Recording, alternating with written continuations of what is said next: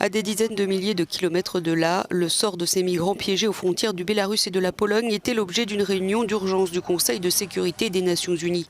La France, les États-Unis, le Royaume-Uni, l'Irlande et l'Estonie ont été fermes. Cette tactique est inacceptable et appelle une réaction et une coopération internationale forte afin de demander des comptes au Bélarus. Elle démontre à quel point le régime de Loukachenko est devenu une menace pour la stabilité régionale.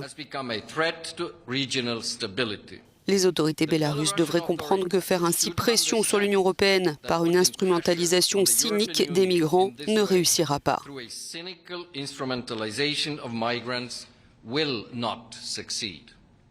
La Russie est accusée de contribuer à cette crise en aidant le Bélarus à déstabiliser l'Union européenne. Moscou a nié et accuse les pays occidentaux d'avoir détruit les pays d'origine de ces migrants par la voix de son ambassadeur adjoint auprès des Nations Unies. La porte de sortie, bien sûr, passe par le dialogue, mais ce n'est pas la première fois que l'Union européenne est confrontée à ce type de crise. Il faut vraiment se souvenir des raisons pour lesquelles ces gens fuient leur pays. Quels pays ont détruit leur pays d'origine? Pour l'heure, le président du Bélarus a menacé de fermer les vannes d'un important gazoduc alimentant l'Europe, un bluff auquel il ne faut pas céder, affirme sa principale opposante en exil.